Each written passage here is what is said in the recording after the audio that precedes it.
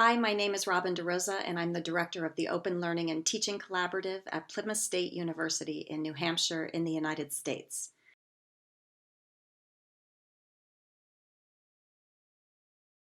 When the Berlin Wall fell, I was a junior in high school, 17 years old, and the thing I remember most was my history teacher mentioning that what was happening in Berlin was going to be in our history textbooks in another couple of years.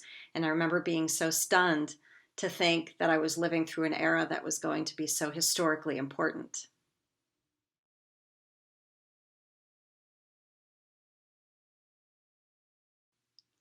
As a child, I wanted to be the person to raise baby orangutans for the zoo. And no, this did not come true yet.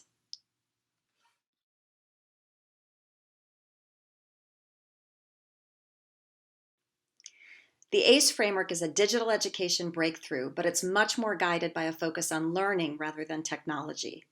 When COVID-19 hit, colleges and universities around the world had to rethink the delivery of education. The ACE framework is a guide and support system for faculty and institutions as they pivot to new modes of instruction during times of crisis. While ACE was designed to respond to the novel coronavirus, its principles can be used to help rethink education more foundationally. When individual learners face personal traumas or challenges such as illness, mental health crises, grief, or loss, ACE can help them stay connected to their studies in ways that don't ask them to ignore their suffering. And when local or national contexts face natural disasters, war, violence, or any kind of upheaval, ACE can help school become a community lifeline.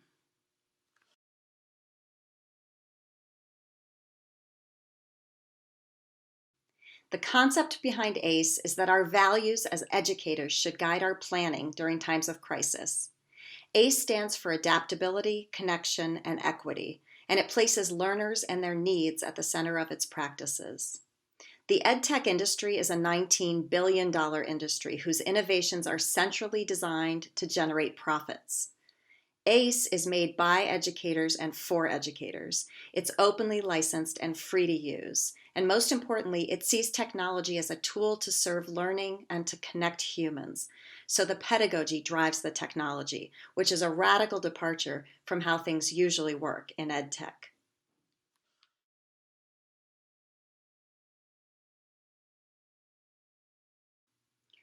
Public education should not only be publicly funded, it should be intrinsically connected to the public good. A world in which ACE has been widely adopted is a world in which breakthroughs in teaching and learning are generated from communities of learners and the publics that support them. It's a world where there's open access to knowledge and open access to knowledge creation, where learning and living sustain each other.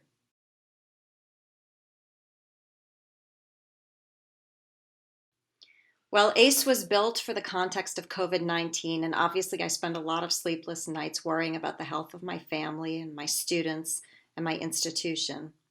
The economic fallout from COVID is also gutting my community and my college, and I hope that the institutional level practices in ACE help us make good structural decisions about the shape of higher ed.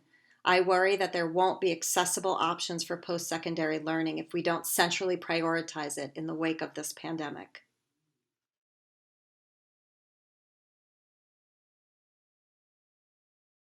My best friend Martha is really proud of ACE.